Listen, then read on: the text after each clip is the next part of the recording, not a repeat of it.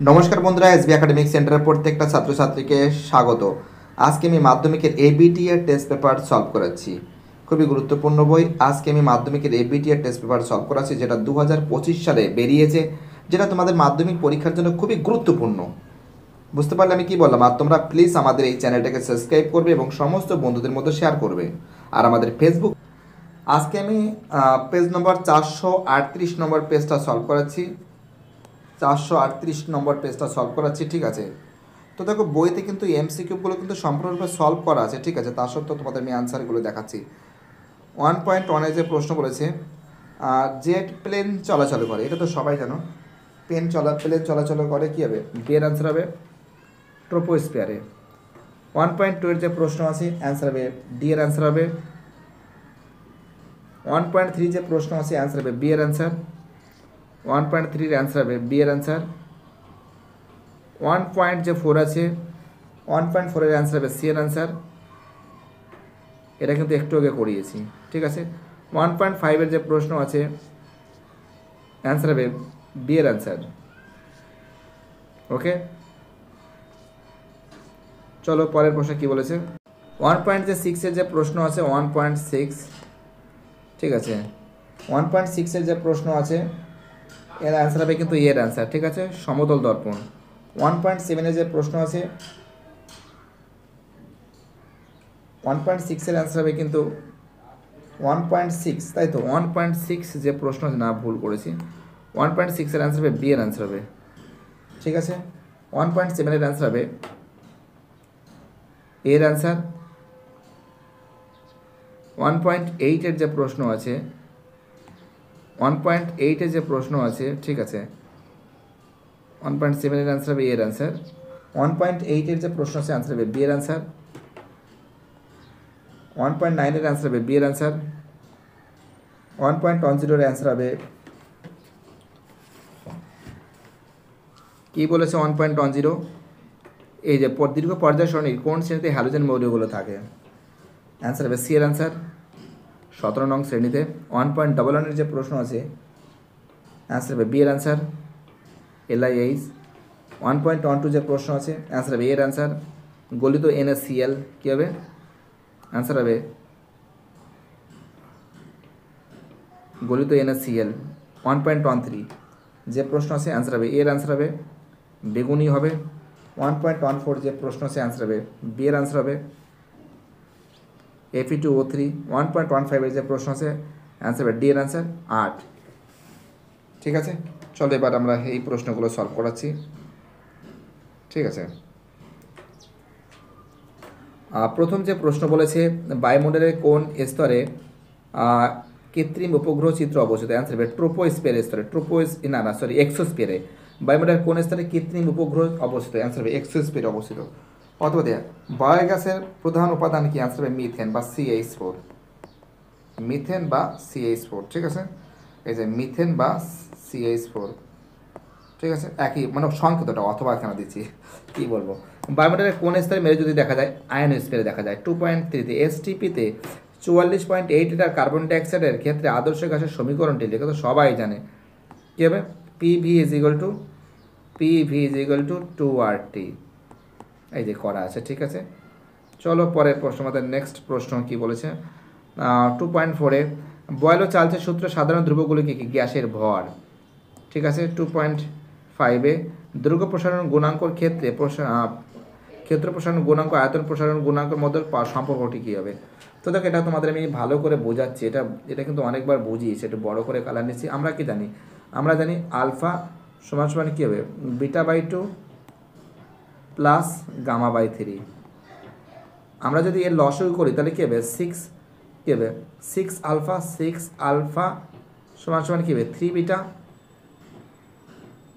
Beta সমান সমান 2 gamma, ঠিক আছে? কী বলছে বুঝতে পারছো? অ্যান্সার কিন্তু এটা হয়। যাই হোক, তোমরা বুঝতে পারছো, এটাই সব থেকে বড়ো ব্যাপার। চলো আমাদের পরের প্রশ্ন দেখা যাক কে বোঝাচ্ছে। আচ্ছা বোঝাচ্ছি, চলো পরের অঙ্ক। অথবা দিয়ে, আদর্শ পরিবাহীর ক্ষেত্রে তাপ পরিবাহিতার মান কত হবে? 0 ডিগ্রি। 2.6-এ একটি আলোকরশ্মির অবতল লেন্সের বক্রতা কেন্দ্র দিয়ে গেলে আপতন কোণ কত হবে? তো দেখো, 2.6-এর যে প্রশ্ন আছে, এটা কিন্তু হবে 0 ডিগ্রি, ঠিক আছে? এটা হবে 0 ডিগ্রি, আমার একটু ভুল হয়ে গেছে, ঠিক আছে, এটা হবে 0 ডিগ্রি, ঠিক আছে। এই যে একটি দাঁড়াও 1 সেকেন্ড, কি বলেছে, হ্যাঁ এই যে একটি আলোক রশ্মির অবতল দর্পণের বক্রতা কেন্দ্র দিকে গেলে আপতন কত হবে, এটা 0 ডিগ্রি হবে, ঠিক আছে, এটা 0 ডিগ্রি হবে, ঠিক আছে। 2.7 কোন শর্তে উত্তর লেন্স অসৎ বিবর্ধিত সমশীর্ষ প্রতিবিম্ব গঠন করবে, অ্যান্সার হবে ফোকাসের আলোক কেন্দ্রের মধ্যে বস্তুকে রাখলে, ফোকাসের আলোক কেন্দ্রের মধ্যে বস্তুকে রাখলে, ঠিক আছে, কি বলছে বুঝতে পারছো। 2.7 অ্যান্সার হবে ফোকাস ও আলোক কেন্দ্রের মধ্যে, ফোকাস ও আলোক কেন্দ্রের মধ্যে বস্তুকে রাখলে কিন্তু এটা হবে। চলো পরের প্রশ্ন কি বলেছে 2.9 দৈনন্দিন জীবনে ব্যবহৃত জুলের সূত্রে একটি ব্যবহারিক যন্ত্রের নাম কি, আনসার হবে ইলেকট্রিক ইস্ত্রি, কি একদম ইলেকট্রিক ইস্ত্রি, যেখানে জামা প্যান্ট কিন্তু আয়রন করা হচ্ছে। 2.10 নিউক্লিয়ার বিভাজনে বিক্রিয়ায় একটি অব্যবহারের উল্লেখ করো, অ্যান্সার হবে বোমা তৈরি। অব্যবহার মানে যেটা খারাপ কাজে ব্যবহার করে, পারমাণবিক বোমা যেগুলো তৈরি করা হয়, বোমা। অথবা দিয়ে নিউক্লিয়ার সংযোজনের যে বিপুল পরিমাণ শক্তি মুক্ত হয় তা কোন সূত্র অনুযায়ী হয়, E=mc²। চলো প্রশ্নগুলো দেখে নাও। প্রথমে হবে হচ্ছিল অ্যালুমিনিয়াম, তারপরটা হচ্ছিল বি, তারপরটা হবে হচ্ছিল সিএস, তারপরটা হবে সিইউ। চলো পরের পেজটা সলভ করে দিচ্ছি, ঠিক আছে। এবার আমি 440 নম্বর পেজটা সলভ করাচ্ছি। 2.12 স্থির তাড়িতিক আকর্ষণ বল দ্বারা কোন বন্ধন সৃষ্টি হয়, অ্যান্সার হবে সমযোজী বন্ধন সৃষ্টি হয়, সমযোজী বন্ধন। 2.13 গলিত NaCl এর তড়িৎ বিশ্লেষণে অ্যানোডে সোডিয়াম ধাতু উৎপন্ন হয়। তো দেখো এটা কিন্তু মিথ্যা আছে, কী আছে, এটা কিন্তু মিথ্যা আছে, ওকে, মিথ্যা আছে। পরের প্রশ্ন, একটি লোহার চামচে নিকেলের প্রলেপ দিতে অ্যানোড রূপে কী ব্যবহৃত হয়, নিকেল ব্যবহৃত হয়। চলো পরের প্রশ্ন কি বলেছে আমাদের নেক্সট প্রশ্ন। 2.14 জলের তড়িৎ বিশ্লেষণে ক্যাথোডে কোন গ্যাস উৎপন্ন হয়, তোমরা জানো যে এটা কিন্তু হাইড্রোজেন উৎপন্ন হয়, কি উৎপন্ন হয়, হাইড্রোজেন উৎপন্ন হয়। 2.15 ওলিয়াম কি, তোমরা জানো যে ওলিয়াম হলো 100% সালফান, 100% সালফানটাই আছে ওলিয়াম। চলো পরের প্রশ্ন, আমাদের পরের প্রশ্ন নাইট্রোলিম কি। তো দেখো নাইট্রোলিম কি, তো দেখো এর অ্যান্সার কিন্তু হবে নাইট্রোলিম কি, তাই তো এর অ্যান্সার হবে। তো দেখো নাইট্রোলিমটা কি, দেখো নাইট্রোলিমটা হচ্ছিল তোমাদের ওডিএম কি হয়ে গেছে, নাইট্রোলিম কি, এই যে অথবা দিয়ে নাইট্রোলিমটা হচ্ছিল, তোমরা লিখবে হচ্ছিল যে ক্যালসিয়াম সায়ানাইডের এক ধরনের অজৈব যৌগ, ঠিক আছে, ক্যালসিয়াম সায়ানাইডের এক অজৈব যৌগ, ক্যালসিয়াম সায়ানাইডের এক ধরনের অজৈব যৌগ যার সংকেত CaCN2, ঠিক আছে, বুঝতে পারছো কি বলছি।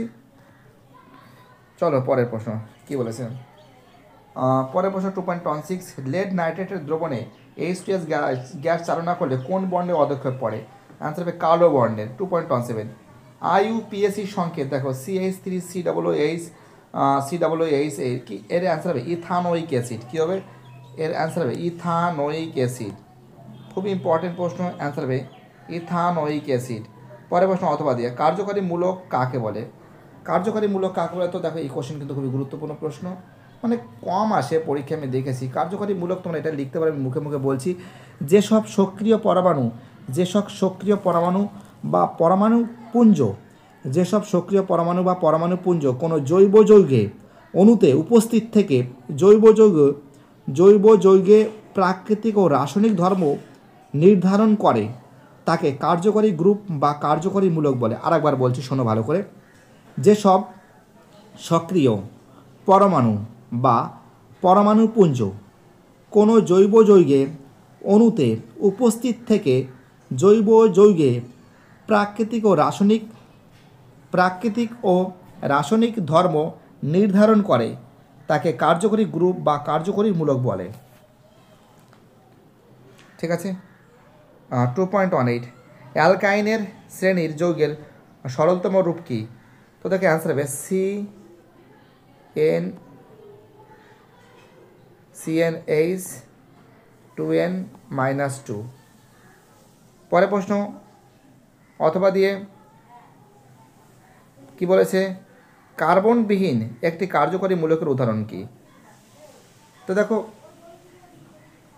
কার্বনবিহীন এই যে মূলকের যে উদাহরণ যেটা আছে তোমরা জানো অ্যালকোহল, অ্যান্সার কী হবে অ্যালকোহল, ব্র্যাকেটের মধ্যে minus O H, bond O H যাকে বলে, বন্ড ও এইচ বলে অ্যালকোহল। তো দেখো 2.16 একটা প্রশ্ন কিন্তু এখানে আছে, লেড নাইট্রেটের জলীয় দ্রবণে কোন বর্ণ উৎপন্ন হয়? ক্যালসিয়াম সায়ানাইডের কার্বন ধূসর বর্ণ মিশ্রণ হয়। এটা 2.16 প্রশ্ন। সে যাই হোক কোনো ব্যাপার না, যে ক্যালসিয়াম সায়ানাইড ও কার্বন ধূসর বর্ণের মিশ্রণ। তো যাই হোক এবার এটা তোমাদের আমি সলভ করে দিচ্ছি। পরের যে সেটগুলো আছে সেই সেটগুলো খুব শীঘ্রই সলভ করে দেবো।